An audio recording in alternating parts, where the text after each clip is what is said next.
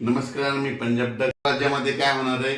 27, 28, 29च्या दरम्यान राज्यात थोडं पावसाचं वातावरण तयार होणार आहे म्हणून हा अंदाज लक्षात येतं. सांगायचं झालं तर मग ते पाऊस थोडंफार उत्तर महाराष्ट्राकडे देखील ठिंब येण्याची शक्यता आहे.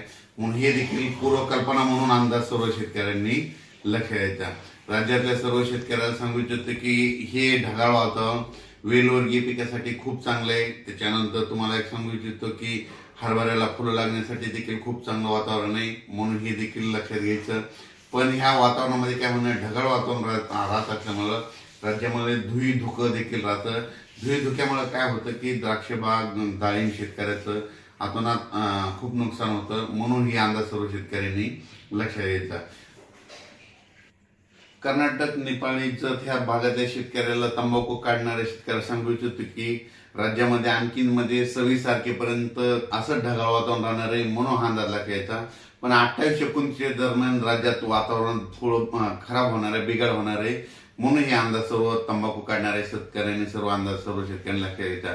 वीट उत्पादकांना देखील हा अंदाज लक्षात घ्यायचा, कारण की खूप काही असा मोठा पाऊस नाही. मागे जसा आलता ना तसा तुरळक ठिकाणी कुठेतरी थेंब येणार आहे, म्हणजे 28, 29, 30च्या दरम्यान. म्हणून ही अंदाज सर्व शेतकऱ्यांना लक्षात घ्यायचा. उत्तर महाराष्ट्रातल्या सर्व शेतकऱ्याला सांगू इच्छितो की 29, 30च्या दरम्यान, 28, 29, 30च्या दरम्यान तुमच्याकडं थोडं जास्त खराब वातावरण होणार आहे, ढगाळ वातावरण राहणार आहे. म्हणून उत्तर महाराष्ट्रातल्या शेतकऱ्यांनी हा अंदाज लक्षात घ्यायचा. मग हे वातावरण कशामुळे खराब होणार आहे त्याचा एक मला कल्पना देतो. काय झालं की वेस्टर्न डिस्ट्रिक्ट WD काय झालं, गुजरात, राजस्थान, पंजाब, हरियाणा, मध्य प्रदेश, उत्तर प्रदेश, तिकडे काय होणार आहे आता ह्यामध्ये 26 ते 30 दरम्यान, म्हणजे जानेवारीच्या शेवटच्या आठवड्यात त्या 5-6 राज्यामध्ये काही ठिकाणी बर्फवारी होईल, कुठं गारपीट देखील होईल, कुठं मध्य प्रदेशमध्ये, राजस्थान, हरियाणा, पंजाब, उत्तर प्रदेश तिकडे गारपीट होईल. पण त्याचा असर काय होणार आहे महाराष्ट्राला, मग ढगाळ वातावरण राहील आणि तुरळक ठिकाणी मग क्वचित भागामध्ये कुठंतरी थिंब पडतील. म्हणून हा अंदाज सर्व शेतकऱ्यांनी पूर्वकल्पना म्हणून लक्षात घ्यायचा. म्हणजे सांगायचं झालं तर मग फक्त महाराष्ट्रामध्ये ढगाळ वातावरण तुरळक ठिकाणी 28, 29च्या दरम्यान कुठंतरी काही भागात अंशतः थिंब येण्याची शक्यता आहे. म्हणून हा अंदाज सर्व शेतकऱ्यांनी लक्षात द्यायचा.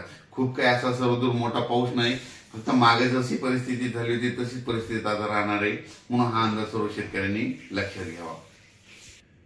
द्राक्ष शेतकरी, डाळिंब शेतकऱ्यांना सांगू इच्छितो की राज्यामध्ये म्हणजे आज 21च्या दुपारनंतर, म्हणजे 21 पासून ते 30 तारखेपर्यंत असं क्लाउडली म्हणजे ढगाळ वातावरण राहणार आहे. जास्त सूर्यदर्शन होणार नाही.